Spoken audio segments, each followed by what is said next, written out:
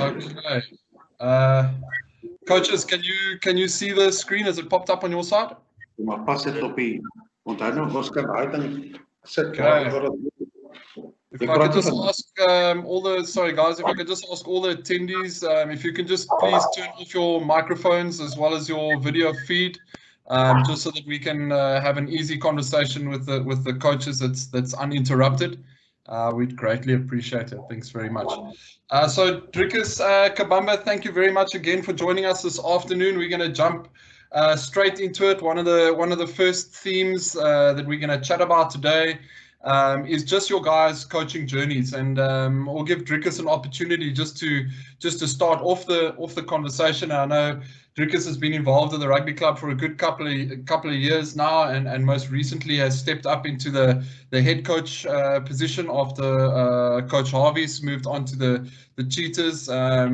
A fantastic player in his day. He's played in many different provinces and teams within South Africa as well as overseas, and yeah, fantastic coach that we're very fortunate to have at Marty Sports. So Drikus, over to you. If you wouldn't mind sharing briefly your coaching journey and what has led you basically into the head coach position at Marty's Rugby in 2020. Afternoon, Granty. Afternoon, everyone. Thanks for joining. Yeah, granted, it started when I was really small. I grew up in a sporting family. I was always there was always rugby balls, cricket balls, in our house. My dad was part of the cricket club at Dispatch and also the rugby club. So since I was 5-6 years old, sport was sort of the way of life almost in our house.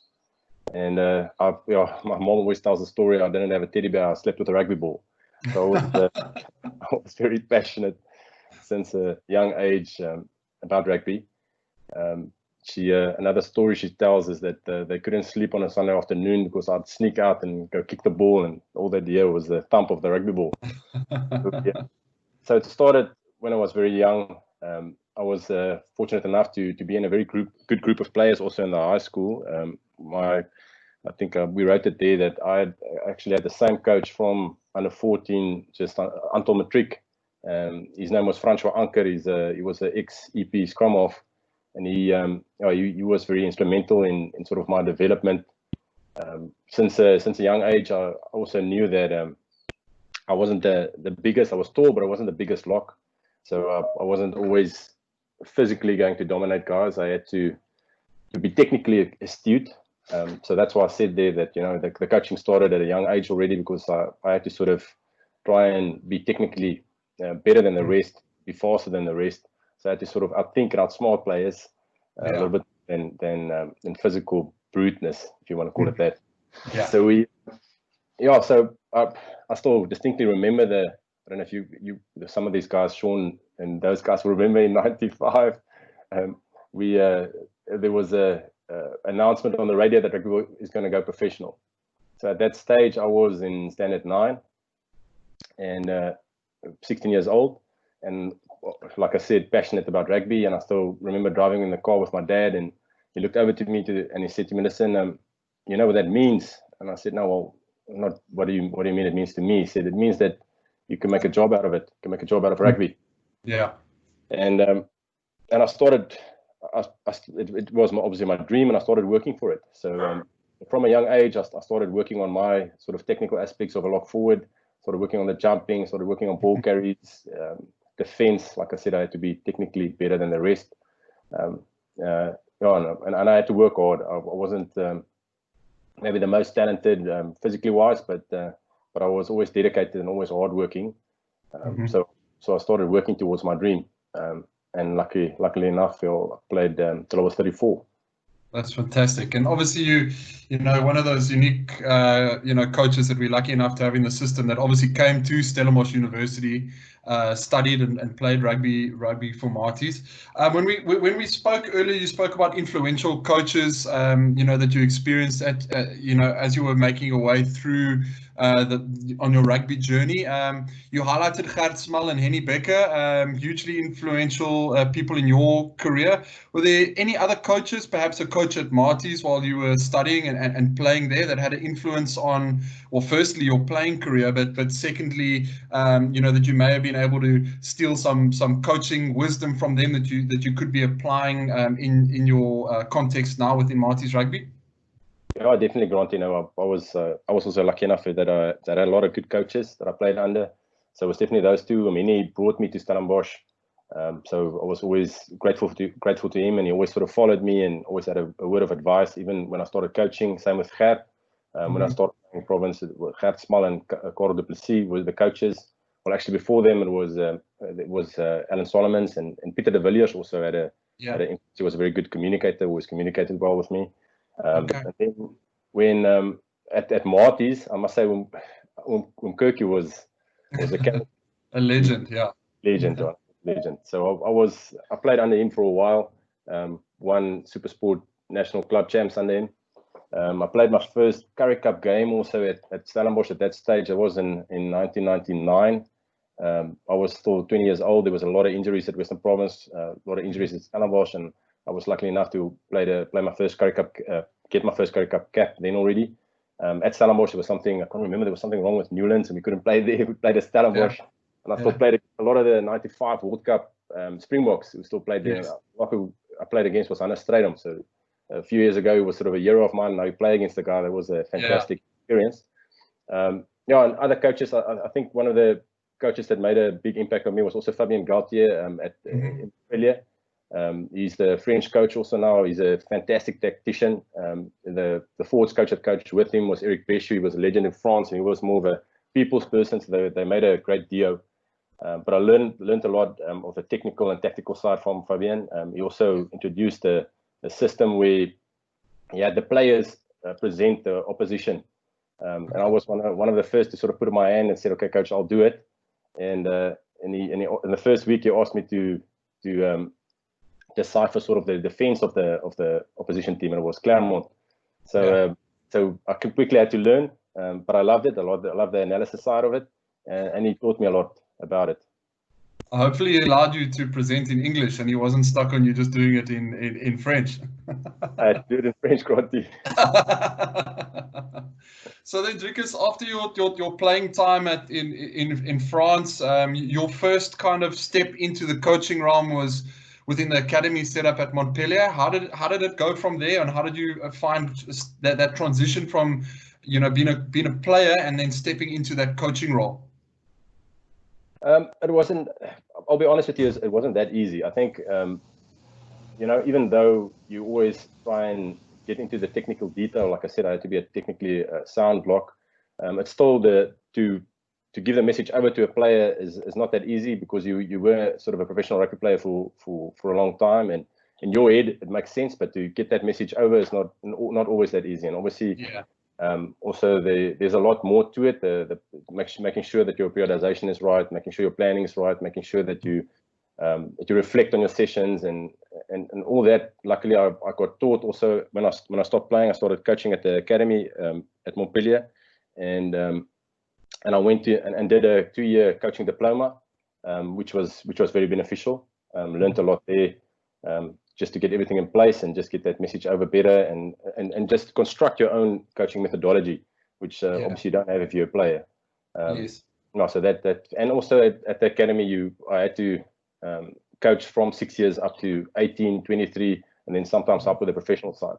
So that also taught you to break it down to the real basics sometimes. Yeah, for sure. And then coming back to South Africa, was coaching something that you wanted to get into, or coming back, did you see Marties as a team that you wanted to coach, or what was when coming back to South Africa, what was your kind of vision for your coaching? To be honest, we made I wanted to go into coaching in France. I was sort of in their development pathway at Montpellier, and then we made a family decision to come back to South Africa. So when we came back to South Africa, I bought a business, and I thought I'll go into business and see where it leads me. Always had a keen interest in business also. And 4 months after we came back, Chris Rousseau was then the head coach of Marty's Rugby, phoned me and said that my other friend, Ori Borden, was to coach with him. He's going to take up a job and he can't coach anymore. Will I be interested to come out with Marty's for the Varsity Cup? And granted, obviously, I jumped at that. You know, I've always been a very proud Marty, and I knew sort of the players that you will be able to coach. And just, you know, I was missing it. I was missing the rugby, missing coaching, missing the environment. So I jumped at that, and that was supposed to be just for the Varsity Cup, and then, you know, just went on from there until today. Fantastic, and it's obviously been a disappointing year from a coaching point of view. You know, with everything that's happened this year, and you know, Varsity Cup being cut short. Going forward, your plans with regards to Marty's Rugby for the rest of the year. You know, are there any opportunities for coaching? How are you coaching your guys at the moment? Is there any coaching that you're able to do online? Yeah, we tried to, Grant. So we did our whole analysis of the Varsity Cup online with the guys over Zoom. Okay. That was quite beneficial. So we went through all the data and looked at what we can improve on. Looked at all the different sectors of play. All the coaches, different coaches, the specialists in their sectors went through that with the players. We did that, and then after that we started having Zoom conditioning sessions. All right. Sort of was just the guys sending in movies of themselves training, but there was a lot of humor also. The students are great for that. We love that. Just laugh, and then it sort of progressed into now we're having proper Zoom conditioning sessions. So that's what we can do at the moment. So we sort of playing the hand that is dealt to us. But also in the meantime, at an exam, we'll get more into detail into that. But obviously, the academic side is very important for us also. So for 2-3 weeks, we just left them alone so they can have some time studying. Fantastic, awesome. Well, thanks very much for sharing that coaching journey with us. We're going to move on to we're just going to for those attendees that just joined us, we're just jumping one slide ahead. Kabamba's just struggling with an audio issue. We're managing to get his video feed, but his audio is not coming through, so he's just trying to sort that out. So instead of waiting for him to rejoin, we're just going to jump ahead, and we can always jump back to hear about Kabamba's coaching journey. So Drikus, just on the coaching philosophy that both yourself and Kabamba apply within the Marty's Rugby setup. I know you know, it's two different teams in the senior Varsity Cup team and then the junior young gun team, but I know that you work towards one system, and it's not two individual systems that are operating in their own kind of right.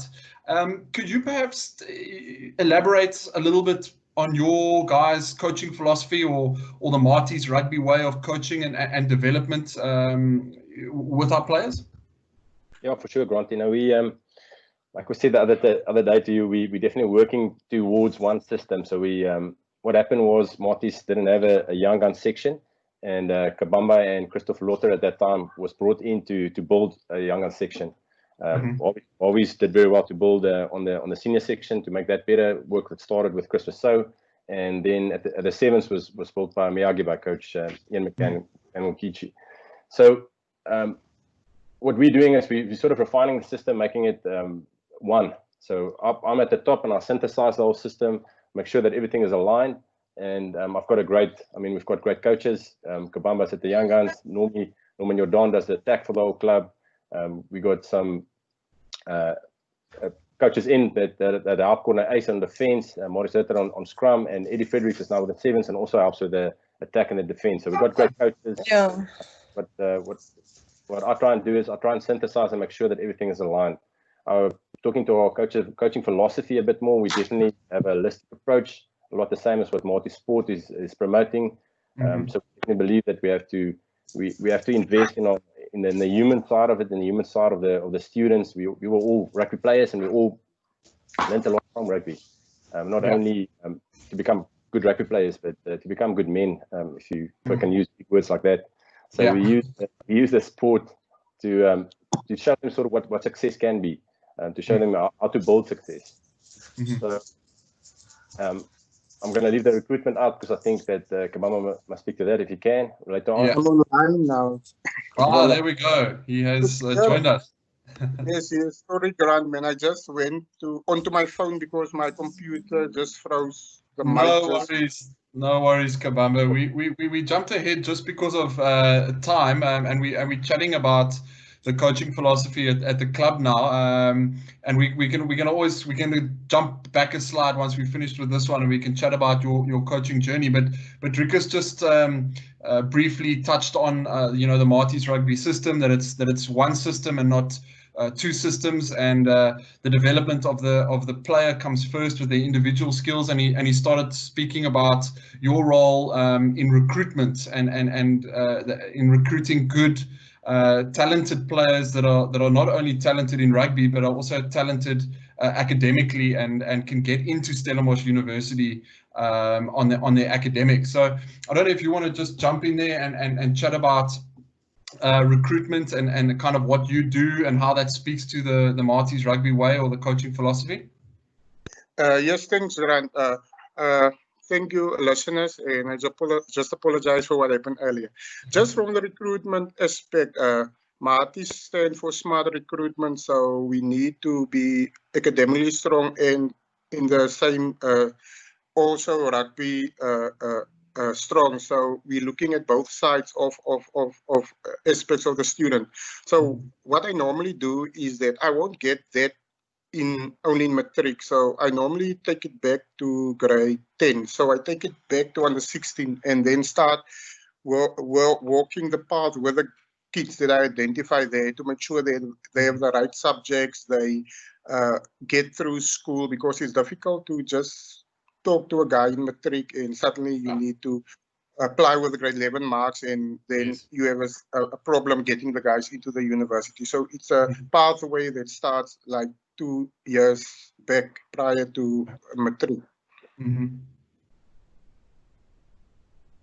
Fantastic. So, I mean, obviously, I mean, the recruitment has worked wonders over the year. I think there's good depth within the Marty's Rugby Club now, and they're obviously good youngsters that are coming through the system. For either of you two, either Drikus or Kabamba, your ability within the club and the coaches. I mean, clearly, if there's one system that all of the teams are working towards, there's got to be really good synergy, amongst the coaching staff as well as the support staff. How has your role as coaches been in shaping that and ensuring that everyone is working effectively and well with one another?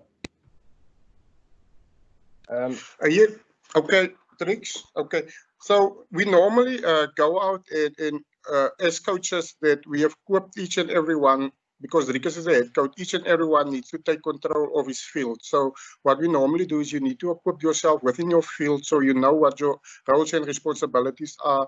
So each coach knows he stands for, I'm for breakdown, Drikus is for set phases, Norman is for attack, Eddie is for defense, Corda is for defense, Eddie do the skill set in the sevens. So each coach has his role and responsibilities. So then we challenge each other on the effect that you need to equip yourself with the coaching fundamentals, do courses, and we try within the Marty sport to get more courses, get into rugby-related courses, and just stay within the progress of the game, how the game flows, stay within that systems of the game. So from my side, I think that's what we do in that aspect as coaches. Fantastic. Drikus, any comments from your side? Yeah, Grant, I think for me, I think I just create a platform for these guys. I've got a great staff, I've got great coaches. So what I do is in the beginning of the year, to get the sort of tactical periodization right, I look at the data and the stats of the Varsity Cup. We look at where we can improve. We also look at the context, if there's any rule changes, if there's new players coming, what the squad looks like the next year, what the skill set is that you're going to work with. And then from there, I go to them and we discuss it. We discuss the whole thing together, and we pull it apart and we see if we We obviously we've got a basic way that we always want to play. Martis likes to throw the ball around. You know, we're not scared to attack, but we'll maybe make 1 or 2 tweaks depending on like I said, trends or our squad that we have the next year, or something that we saw in the Varsity Cup. And that's where Kabamba is also hugely important. Obviously, it works from the base upwards. So then we start with the development of the skills that we need for that game. So we're putting in place a development sort of pathway. We're putting in place a skills school that we want to help the players to get the skills that we want to play with. So it's all the building blocks that we want to put in place, and obviously that starts with I can keep you busy the whole afternoon, but it starts with possession. We put a big emphasis on set piece also, and then a big emphasis on attack. So our coaching methodology definitely speaks to that. We work out our time in accordance with that also. Put a lot of time into our set piece, put a lot of time into our attack.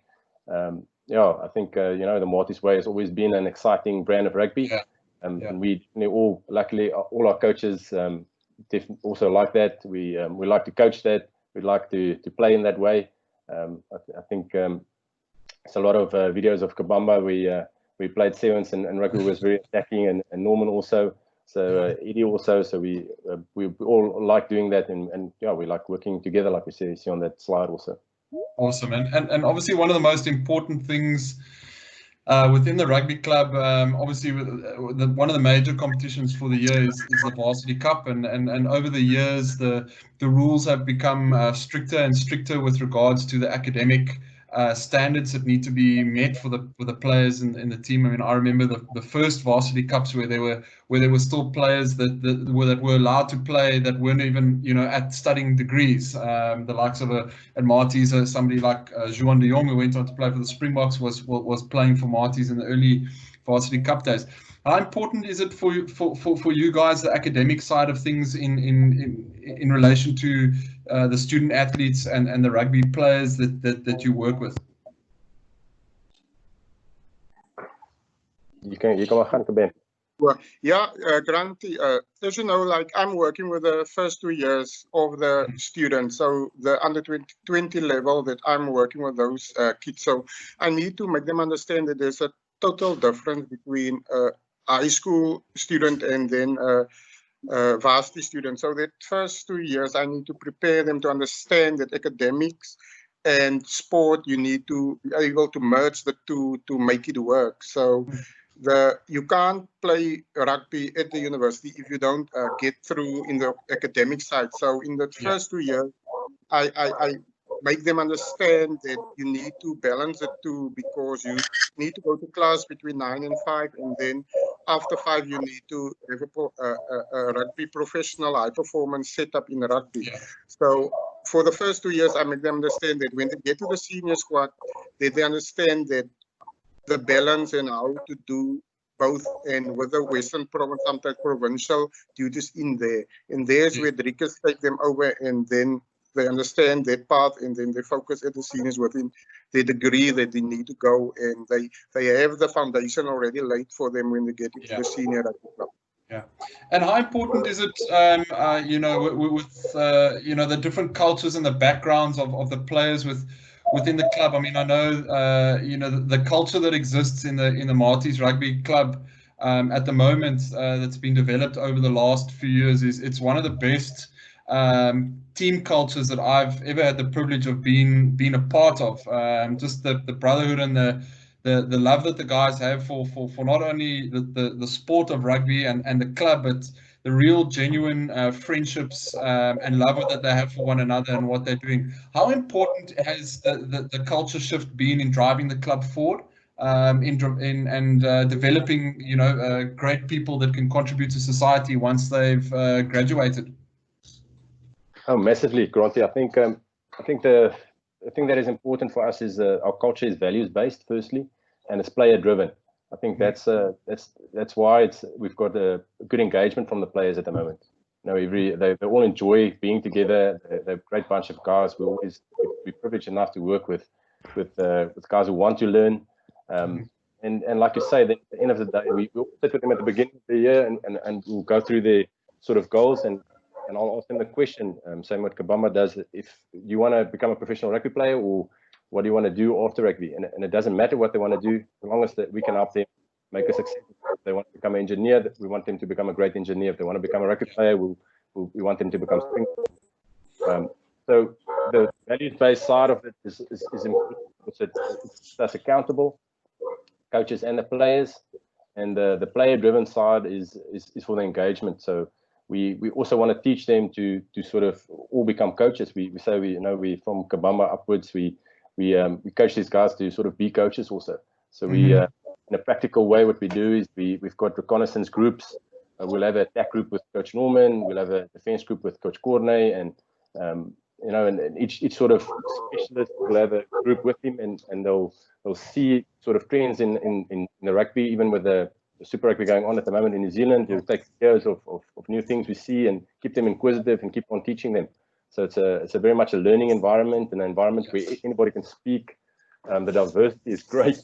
Diversity is always good for innovation. You always get different points of view. So we feel, I think the diversity and the sort of the makeup of the squad, Kabamba has to get a lot of. We have to say thank you to him for that. His recruitment in that sense has been great. Fantastic. And Kabamba spoke about the different coaching courses and stuff that you guys go on, and that the rugby club and Marty Sport enables you guys to go on. How important is it for you, Drikus, as the head coach of the Marty's Rugby Club, that we develop the coaches within the Marty's Rugby Club system? Definitely, Grant. It's very important. I think you have to keep these guys inspired and engaged also. So we get in a practical way, again, what we try and do is we get coaches to come speak to us, just hear different points of view. So we've had a guy like Russell Winter or Neil de Kock just come speak. Neil de Kock spoke about the kicking game. Russell spoke about breakdown. We get coaches to come and speak to us, and I think also the thing what Kabamba mentioned is really important. Is we really challenge each other also. So I think that's a big part of the development also. So we'll get together. At the moment, it's us. It's the 4 full-time coaches. We'll get together even in the week now, have a Zoom session and just talk about what's happening in rugby at the moment, and really challenge each other to learn and better yourself. I think that's the sort of environment that we want to create. We want to be examples in that way to the players also.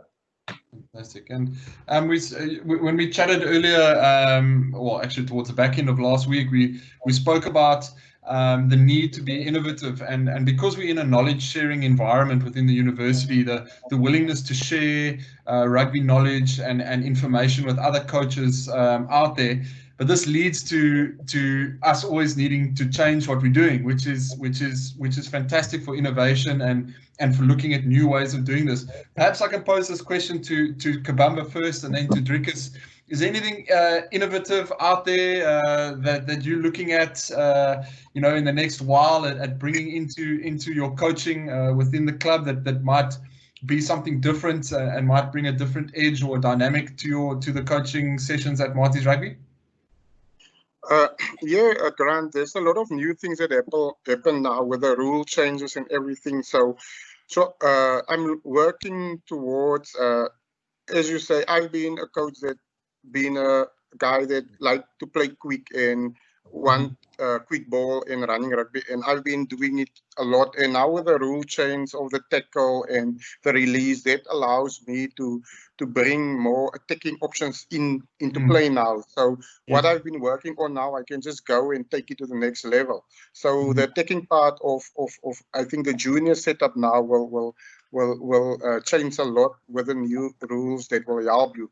And then on the defensive side, with the breakdown in the competing rule, I think there's a new there's opportunity for change there also, where we can attack opposition ball in a different way now, and that's an aspect I'm also working on at the moment.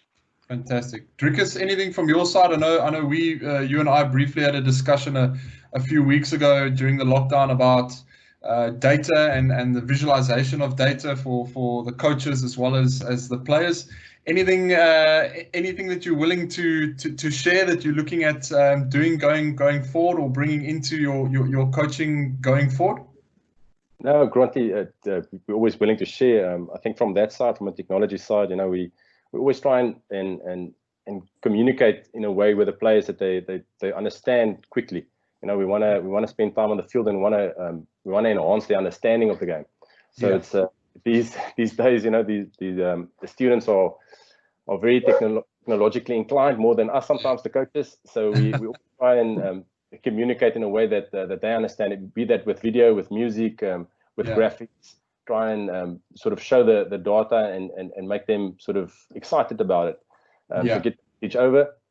And then also just the analysis of all training. So what Kabamba is talking about now is, you know, a small detail in the game that we've been working on, and like he's saying, with the new rule changes will actually suit us. So the game line's always king, you know. So there's always small detail that you want to work on, and there's a lot of analysis that you can get out of training. So you get that sort of video footage with whatever you want to do, arrows or whatever from the coach's side into those, and give it to those players to go over during the day.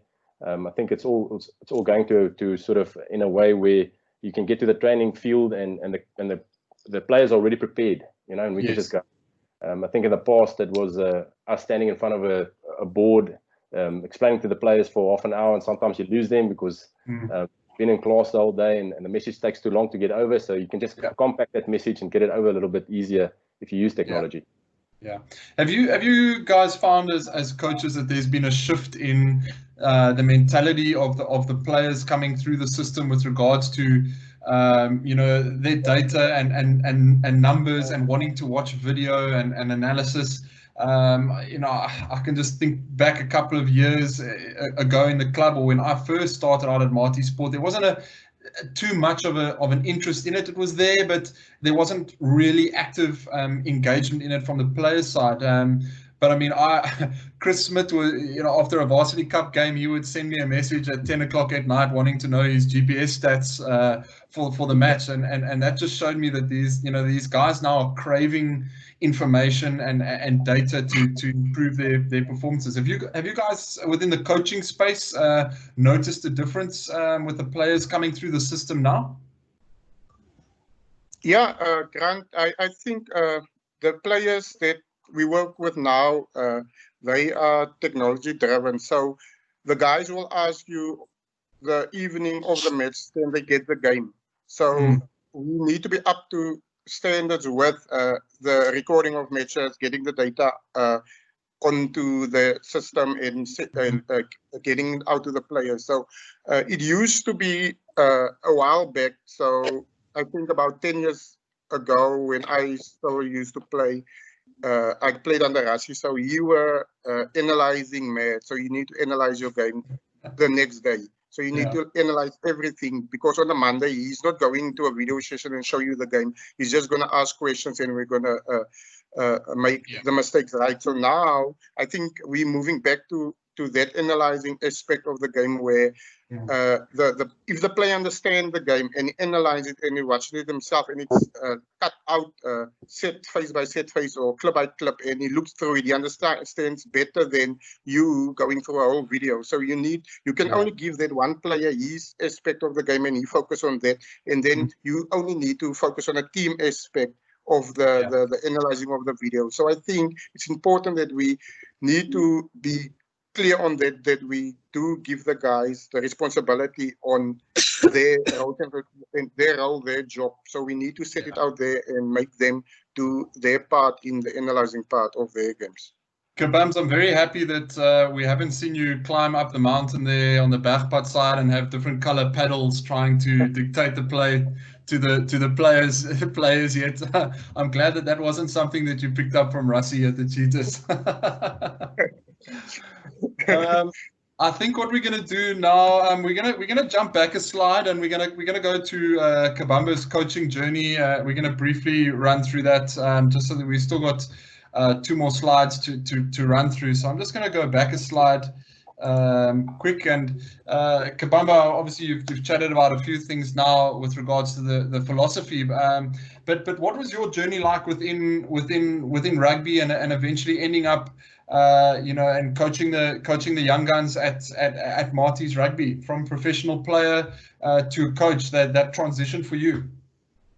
No, Grant, it was not an easy transition because you always think as a player when you get in that coaching mindset. So I grew up in Oudtshoorn, so I grew up with a single mom. My dad died when I was like 18 months old, so I needed to find something to rugby-wise. So I have 4 uncles, so all of them played rugby on the farm. So that aspect, I saw them in that time as my dads because my mom only married again when I was 6 years old. So in that first 6 years of my life, I've seen a lot within my uncles and what they were doing, and from there, I just collect the rugby image from them, and that's my interest in the game.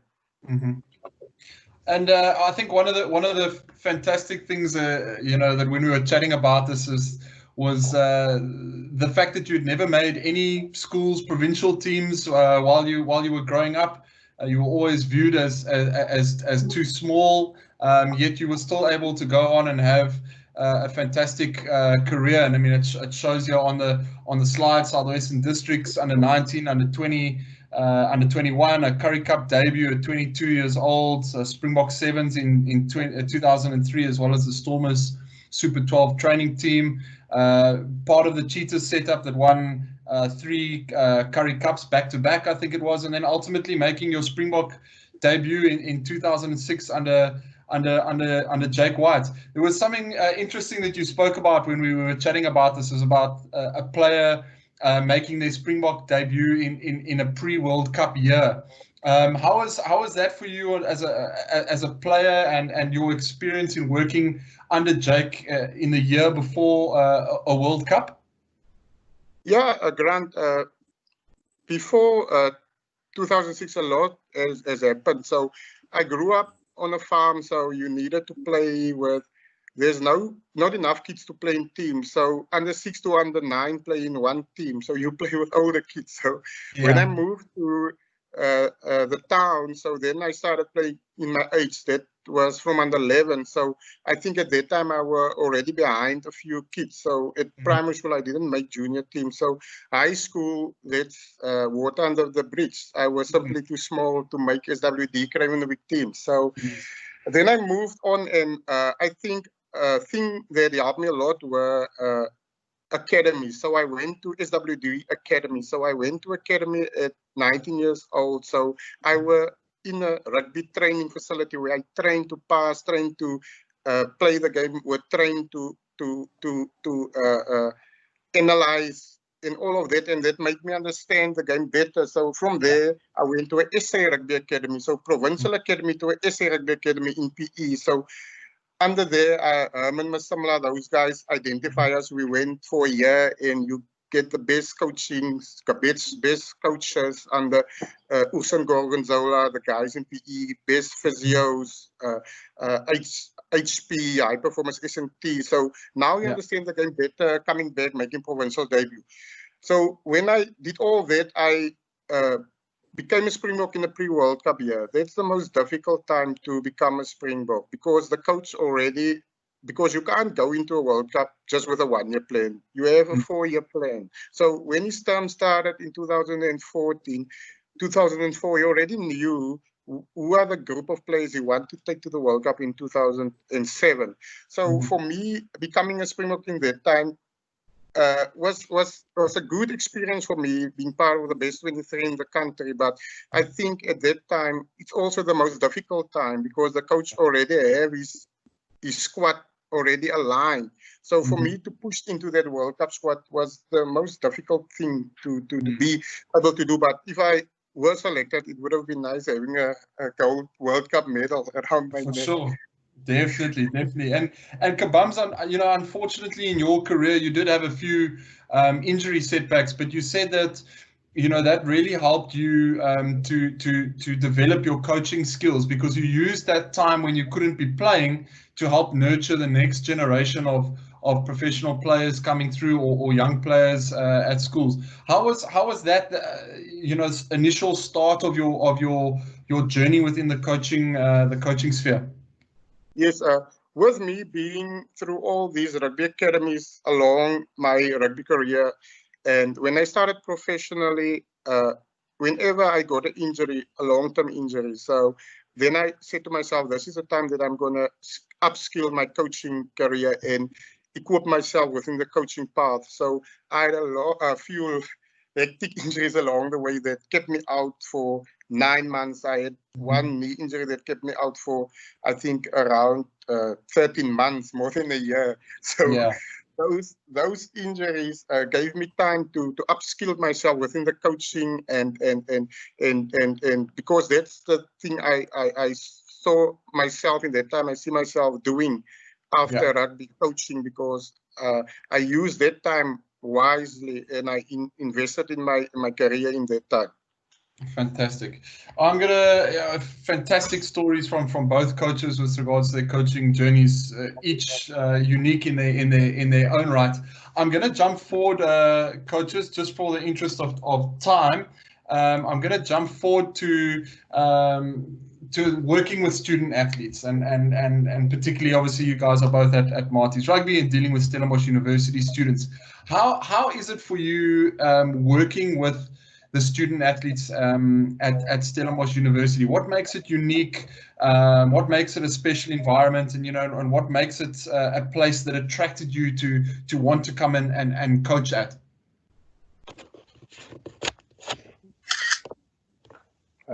Okay, I'll jump in there, Granty. I think the first thing is that it's they are students, so they are naturally inquisitive already. They want to learn. I think we're very lucky in that sense that you stand and you speak to a group of players and you can see the hunger, the eyes to learn, which is a good place to be, a good place to start as a coach. I think it's obviously they're also still young, so they're sort of still being formed. That's why we really strongly believe in a holistic approach, not only the rugby approach, because of the age that they are at the moment. But I think the one thing that we always remember also is that they are students, and they have to lead a balanced life at that time. Yeah. At that time of their lives, we work with guys that are 18 to 25, so they have to have time to enjoy themselves. They have to have time off. They have to have time to study, which is very important. We all believe very strongly in that, and we get reminded of that by Sean Sermon the whole time also. I'm joking.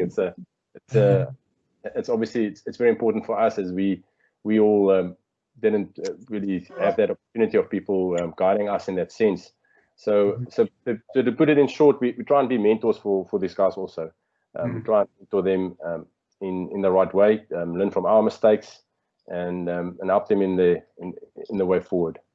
Yeah, I think I mean we touched on it earlier, Kabamba, your role within those first 2 years, that you are almost preparing these young men to perform. That's kind of your role within the first few years of their academic career, and then once they move out of the young gun session and are playing senior rugby, and they end up with Coach Drikus, it's they're at a level where they're performing to achieve, which is obviously looking to win as many competitions and be as successful as they can. Coach Drikus, you spoke about the social part of being a student, and how important is it to get that balance right between obviously the hard work and dedication that is needed to be a successful player at Marty's Rugby, but also the dedication that it needs to pass your degrees. And some of these guys are studying engineering and accounting and all that, which are degrees which require a lot of time and effort. But one thing that must never be forgotten is that they're students, and there is a social part that is important. How important is that for you in the coaching sphere? Grant, it is very important. I think they've got to enjoy what they're doing, and like we said, they are students. So we just to backtrack a little bit, we do believe they are student athletes. Students first before athletes. So the academics always comes first. And then after that, we create opportunities where they can enjoy themselves in a team setup also. We definitely have a balanced approach, and we always try and get a sort of something going, a game or something where they can enjoy themselves. And after a match, we have the song that we sing if we win, And we always make sure that the guys enjoy themselves. Even on the group, there's always a lot of banter, you know, and we encourage that. We encourage them to enjoy themselves. It's even one of our values. So we've got some guys that are sort of in charge of that. Mike Movana was one this year. He's a great guy, passionate guy who always wants to, you know, create a vibe. So we're very intentional with that. We intentionally want them to enjoy themselves. Yeah, and then Kabams, perhaps you can touch on you know, the importance of the relationship with between Marties Rugby as well as Western Province Rugby, and how important Korsai's Rugby is within the whole Marties Rugby system, and identifying players that may have slipped through the radar. Yeah, Grant. Previously, we had a problem with the guys balancing it out between Western Province and Marties because of training times and traveling out of Stellenbosch to Bellville. So now we managed to set it up better where the guys can, between 9 and 5, they only students, and then after that they can have the balance and go to province, because we moved the junior training times with Western Province to after 5. So that helped a lot within the academic performance of the student. So now most of our contracted players pass their curriculums. And with Korsai's Rugby, it's important for us to have a good relationship as a Marties club with all the Korsai's areas, because we have a first year tournament where we give the guys, not on a bursary, opportunity to still be part of the Marties rugby setup. So, and then we go out and watch the senior rugby to see is there potential guys that can represent the Marties club at senior level also. So we out there, we're looking at the guys, we scouting them from the Korsai's Rugby to see if they can be part of the Marties rugby setup. Yeah, I think that's such an important message that, you know, for players to realize that, you know, if you don't make a Craven Week team, but you still want to study and you're still serious about your rugby and making it, that there is an opportunity within the Korsai system to still get seen. You're not a forgotten player. We spoke a few weeks ago with Zukanye from the HP unit, who was a player that got scouted in that exact way. Wasn't scouted at school, came to study and as a student first, and worked his way up through the Korsai system to eventually winning a USA and a varsity sports gold medal within the sevens team. So I think it's an important message, is that you don't give up on your rugby. Come to Stellenbosch, study, play your Korsai's Rugby, and there are opportunities for you to be noticed and to be seen. Just on that, a little grant on that is that the people don't understand that we don't recruit players at junior level. So we only recruit 30 players over 2 years. So 15 a year. So that is not even a team. So where do I get the other 15 from? I get the other 15 from Korsai's Rugby. So you get to Stellenbosch, get into the first year tournament, and I will identify you there. I will see you there. Don't make a mistake. I'll be there every game, watching you guys performing there. Fantastic. Yeah, Grant, just to jump in there also, I think it's important to know also that there's structures in place for that, you know, like Kabamba, he's there. He's always present watching the first year's tournaments. We make sure that the coaches are there, and then also at senior level, you know, we've got guys that are dedicated to that, dedicated to scout for us at Korsai's level, and then we work with the Korsai's coaches. So I'll meet with the Korsai's coaches and make sure that we develop them also. This year, one of their teams, we would have brought back the merit side to train with the senior side, so we can always have a look out for players coming up. So I think it's important to know that there's structures in place. So these guys, you know, if there are guys that are not involved in our HP sides, that there's always an opportunity to come up, always an opportunity to come up to the senior sides. I mean, the Korsai's Rugby is of a good standard. Yeah, fantastic. I'm going to move on to the next slide, coaches, and it's just a slide on the Marties sport, the high performance program, and and what that provides both of you, as coaches as well as the club. Is there anything here that you would like to mention, or that stands out for you? We obviously spoke about this towards the back end of last week, and these are the things that you highlighted. Kabamba, ek gaan vinnig eers ook inspring. So I think the first thing is, we get a lot of support. We get a lot of support from multi-sport, and I think we're very thankful for that, very grateful. Sean Sermon works closely with us, and also Elam, she's always there to have a chat to, and she's very supportive. And we get a lot of sort of help, if you want to call it, from an admin perspective. So with our budget, being held accountable, working with us. So we do get a lot of support, even from a technological standpoint. We're going to work closely with you. So there's a whole back office that we can make use of, which is we're very thankful for. I think Bram Venter also, like we wrote down there, he does tremendous work with the players. He's our mental coach and mental skills coach, and he came through the system. He was a Marty's player, and he's still young, so he knows exactly how to work with these student athletes.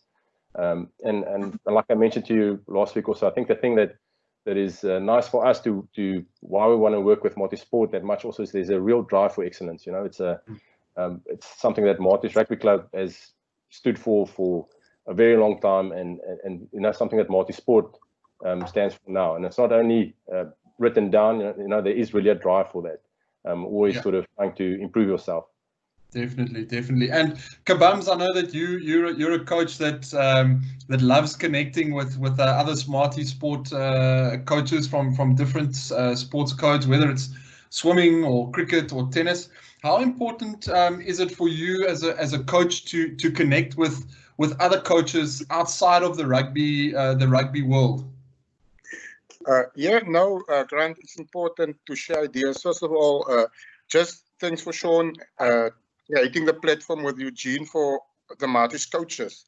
Mm-hmm. So we connect with each other within that space where that you're connecting with a coach, someone that's on the same level, thinking how you think, having experienced the same challenges that you experience within a sport coach. So that help a lot within getting making a decision, getting not an answer, but getting a broader perspective of what decision you need to do within your squad, with your team to get to the end result, and not only making your own assumption of it and making your own judgment on what needs to be done. So that help a lot within itself. And now that we expand a bit more to overseas coaches within the Marty setup, means also a lot, like the connection we did yesterday with a guy, University of Limerick. That gave me a lot of perspective about myself and my coaching experience. So that in itself will help a lot for me going further within the coaching setup. Fantastic. And Drikus, we spoke a little bit about, obviously Marty Sport providing support, in the form of being able to get technology, or to be able to get in consultants, and fantastic support in the rugby office, and we can't forget the ground staff that always make the DC look fantastic on a Monday evening. Bursaries and support from from Marty Sport to enable you guys to help potential players come to Stellenbosch University who may not be able to afford it. Yeah, Grant, if it wasn't for that, I think we'd be struggling at the moment. So definitely, I know we've been very grateful and to have the financial support also for the club at the moment. And I think you touched on the ground staff. We always sometimes have a fight to go playing on the A field, but we're always grateful for them to have all the fields in good nick. And it's been really good. It's been them also with the drought that we had. But they always made a plan. So we're very thankful for them, and very thankful for our office also. We got Dan and Shireen and Sean who help us a lot. So we're very blessed in that way that we got good support staff in the office also.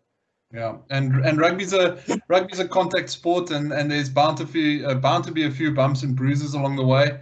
the relationship with Campus Health and I know Doc Thompson and Doc Pierre and Doc Kirby, as well as the physios for the various teams. How has that helped you guys along your journeys? Sure, Grant, they're very good at what they do. They're very experienced. Doc Tommy's been with the side for a while, and Doc Pierre's been in rugby. It feels like forever. He's very experienced, and even the physios. I mean, Emma with the young guns, and Tanya with us. They've been with the rugby for a while now, so they know exactly what we want. They fit into the system very well. So I'm just very happy with it. Fantastic. All right, great, coaches. Thank you very, very much for taking the time out today to answer some questions, which we're going to get to shortly. I'm sure there are a couple that have come through on the chat. Hopefully, no one's going to ask Drikus about what shampoo he uses again. But next week we are very lucky to have performance psychologist Mr. Eugene Oppelt.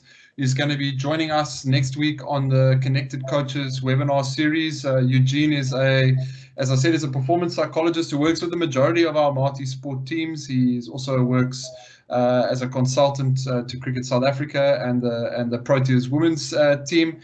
And he has definitely been very instrumental in shaping our student athletes' approach to their high performance sports code, as well as being a support system for our head coaches and stimulating some really good engagement. So we're really looking forward to having Eugene on next week. If you would like to join and perhaps pick up some really cool tips as coaches, then please join in.